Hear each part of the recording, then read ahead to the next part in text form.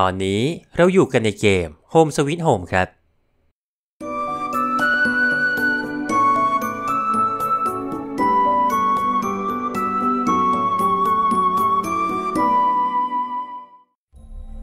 Home Sweet Home เป็นเกมสัญชาติไทยที่เล่าถึงเรื่องราวไสยศาสตร์เหนือธรรมชาติแบบไทยๆที่หลายคนน่าจะได้สัมผัสมาแล้วในตัวเกมแบบซิงเกิลเพลเยอร์ทั้งในเอพิโซดที่1และเอพิโซดที่2และในตอนนี้ตัวเกมภาคใหม่ Home Sweet Home Survive ที่ใช้ระบบเล่นออนไลน์แบบ 4v1 ก็เปิดให้เล่นแล้วอย่างเป็นทางการเราเลยจะมาทำความรู้จักตัวละครกันให้มากขึ้นครับเรื่องที่1ภัทรตราศรีสกุลหรือเบลเป็นนักศึกษาสาวมหาวิทยาลัยคันนายาวที่แอบรักหนุ่มชื่อเชนที่มีเชอร์รี่เป็นแฟนอยู่แล้วเบลเลยไปขอให้อาจารย์ชัยช่วยทำพิธีฝังรูปฝังรอยเพื่อให้เชนมาหลงรักเธอแทนแต่เชอร์รี่ก็รู้สึกได้ถึงความผิดปกติเธอเลยพยายามหาทางช่วยเชนเบลที่คิดจะฆ่าเธอทิ้งจึงกลับไปหาอาจารย์ชัยอีกครั้งเพื่อขอให้เขาช่วยทำพิธีเสกตะปูเข้าท้องเชอร์รี่แต่เชอร์รี่รู้ทันเลยไปขอความช่วยเหลือจากเนนวัดป่าทำให้พิธีกรรมย้อนกลับเข้าหาเบลจนตายเธอจึงมีสภาพเป็นผีนักศึกษาส่วนเชนที่ถูกคุณไสยจนอยู่ไม่ได้หากไม่มีเบลก็ผูกคอตายตาม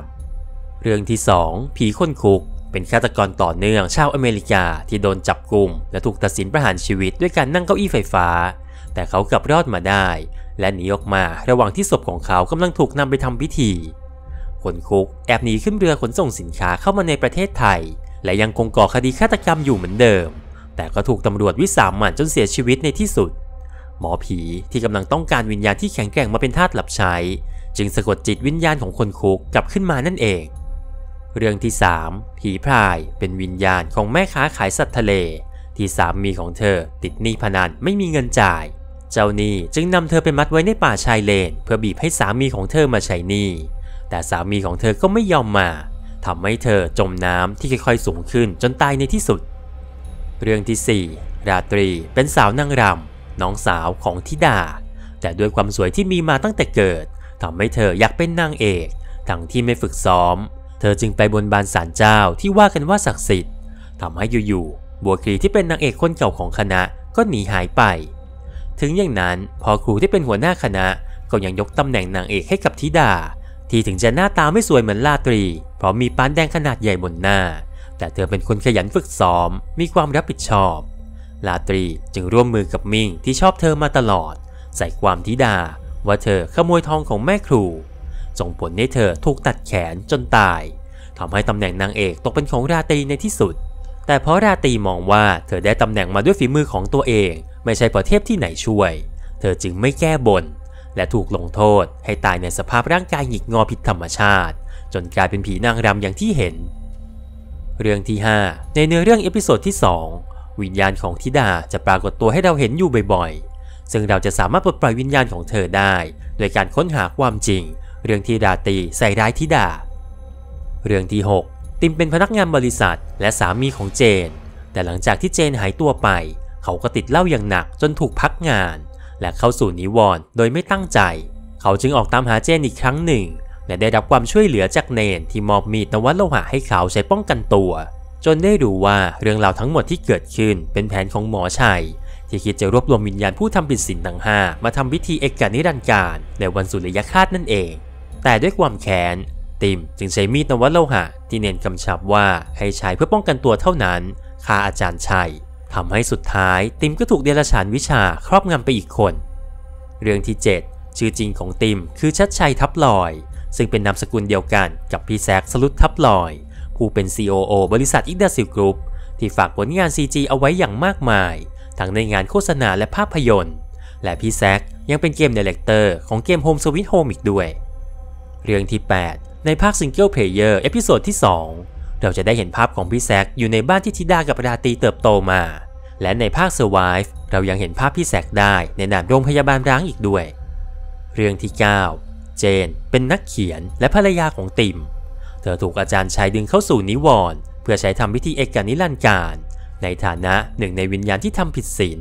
เพราะเธอแอบเป็นชู้กับดิวเพื่อนสนิทของติมนั่นเองแต่ถึงแม้เราจะเห็นว่าเจนถูกวิญญาณร้ายไล่ล่าอยู่ตลอดทั้ง2เอพิโซดแต่เธอก็ยังรอดมาได้จนถึงตอนจบ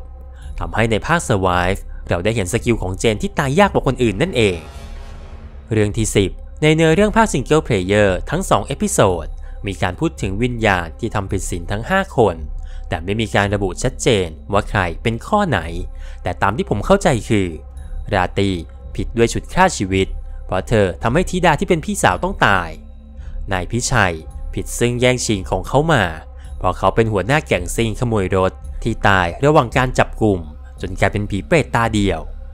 เบลผิดผัวผิดเมียเพราะทำพิธีคุณใส่แย่งเชนที่มีแฟนแล้วมาเป็นของตัวเอง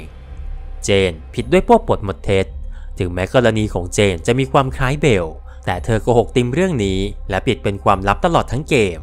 แม้แต่ตัวผู้เล่นเองหากไม่ปฏิปต่อเรื่องราวจากไอเทมที่กระจายอยู่ทั่วทั้งเกมจะรู้แค่ว่าเธอขอโทษติมแต่ไม่รู้ว่าเรื่องอะไร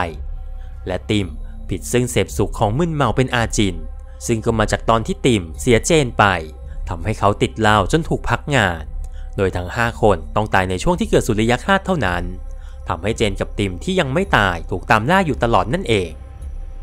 เรื่องที่11เนื้อเรื่องของโฮมสวีทโฮมทำให้หลายคนมองว่าเจนเป็นผู้หญิงเลวที่นอกใจสามีตัวเองแต่สาเหตุทั้งหมดอาจเกิดจากเตียงที่พวกเขาซื้อมามีตะปูป่าช้าติดมาด้วยซึ่งมันมาจากพิธีกรรมที่ทำให้คู่รักที่นอนบนเตียงนี้ต้องเลิกลากันไปหากไม่ใช่เพราะเตียงมีคุณไสยเจนอาจไม่นอกใจติมและทั้งคู่อาจไม่ตกเป็นเป้าของอาจารย์ชัยทำให้พวกเขาไม่ถูกดึงเข้าสู่นิวรณ์เลยก็ได้เรื่องที่12ในภาค Survive เจนและเบลให้เสียงโดยนักพากย์คนเดียวกันเรื่องที่13นาเป้เป็นคุณยามใจดีที่ชอบช่วยเหลือผู้คนทำให้นอกจากอาชีพยามแล้วเขายังทำงานกู้ภัยและร่วมกตัญญูในวันที่ไม่ได้เข้ากะอีกด้วย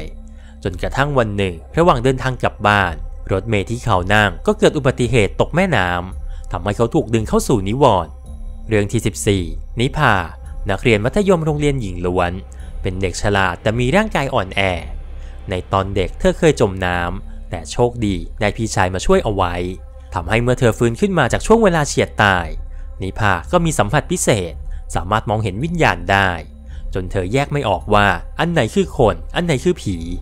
ทำให้เธอกลายเป็นเด็กเก็บตัวไม่เข้าสังคมกับใครแต่ด้วยพลังนี้ทำให้หมอผีหวังจะครอบครองพลังของเธอและดึงเธอเข้าสู่นิวรณ์จึงเป็นไปได้ว่าการที่เบลมาปรากฏตัวทำให้รถเมล์พลิกคว่ำตกแม่น้ำอาจมีนิพาเป็นสาเหตุนั่นเองเรื่องที่15อ๋องหัวหน้าเด็กแว้นแถวสะพานพุทธผู้ไม่กลัวตายเพราะได้รอยสักจากหมอผีผู้มีชื่อเสียงทำให้เขาชนะการแข่งรถอยู่ตลอดจนได้ขึ้นเป็นหัวหน้าแต่เมื่ออ๋องได้รู้ว่าสาวในแก๊งของเขาไปหลงรักพี่ชายของนิพาเขาเลยเข้าไปท้าแข่งรถและแพ้กลับมาอ๋องเลยหันไปทำร้ายนิพาที่เป็นเด็กสาวอ่อนแอแทนแต่ระหว่างการไล่ล่ารถเมล์ที่ทั้งสองใช้หนีก็เกิดอุบัติเหตุขึ้นทำให้เขาหลุดเข้าไปในนิวรณ์พร้อมกับคนบนรถเมล์ด้วยซึ่งส่วนตัวผมเดาว่าหมอผีชื่อดังที่สักให้อ๋องน่าจะเป็นคนเดียวกันกับที่ต้องการพลังของนิพาและการที่อยู่ๆอ๋องก็แพ้ให้กับพี่ชายของนิพาน่าจะเป็นแผนของหมอผีที่ทำให้เกิดเรื่องราวทั้งหมดขึ้นอ๋องจึงน่าจะถูกหมอผีหลอกใช้ในแผนของเขานั่นเองเรื่องที่16ออฟพระเอกจากซีรีส์คู่ไฟไฟผีเป็นนักศึกษาแพทย์ที่มีพลังพิเศษในการมองเห็นวิญญาณเขาจึงใช้ความสามารถนี้รับจ้างเป็นนักล่าผีและวิธีกำจัดผีของออฟก็คือการต่อยนั่นเอง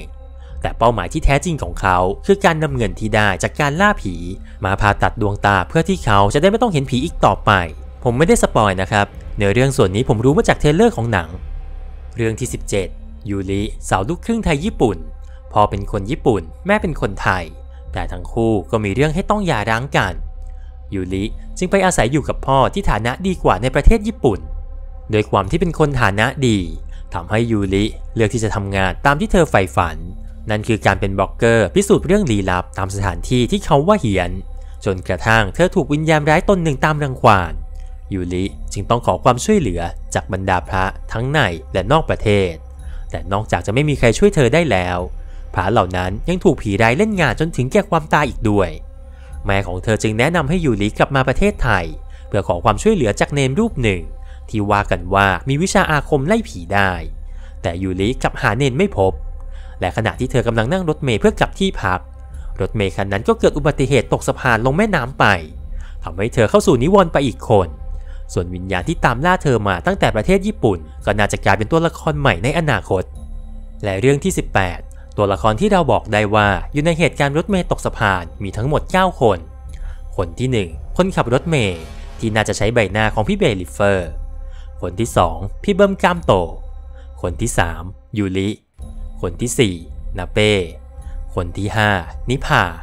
คนที่ 6พี่ชายของนิพาคนที่ 7ตัวละครที่น่าจะใช้ใบหน้าของพี่แป้งสีบลิง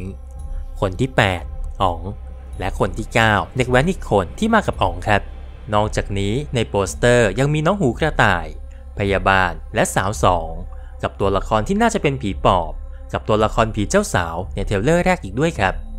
และนั่นก็คือทั้ง18เรื่องที่คุณอาจยังไม่รู้เกี่ยวกับ Home Sweet Home ที่ผมเตรียมมาให้เฉพาะในส่วนของตัวละครนะครับผมไม่ได้จะบอกว่าเพราะเป็นเกมไทยเราเลยต้องซื้อแต่ Home Sweet Home Survive เป็นเกมดีราคาไม่แพงถ้าอยากสนับสนุนให้ทีมงานสามารถทำเกมแข่งในระดับโลกได้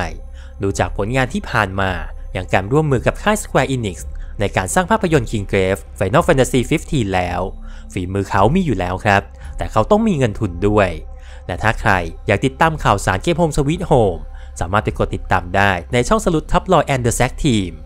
บางครั้งพี่แซกก็มาไลฟ์เกมอื่นๆให้ดูด้วยเราจะได้มีโอกาสเห็นมุมมองของผู้พัฒนาเกมเวลาที่เขาเล่นเกมอื่นๆอย่างน้อยๆก็ขอความร่วมมือไม่โหลดเกมเถื่อนไม่ใช้โปรแกรมโกงไม่ทำตัวท็อกซิกเล่นกันพูดคุยกันอย่างมีมารยาทเพราะมันเป็นการทำร้ายผู้พัฒนาทำร้ายผู้เล่นอื่นทำร้ายสังคมเกมผิดทั้งในแง่กฎหมายและศีลธรรมนะครับสุดท้ายก็ขอฝากด้วยกับสปอนเซอร์ ggkeystore.com ผู้ให้บริการทั้งเกมและ Wallet มากมายอย่าลืมแวะไปหนุนกันครับลิงก์ใน description ใต้คลิปแล้วไว้เรากลับมาเจอกันใหม่คลิปหน้าครับ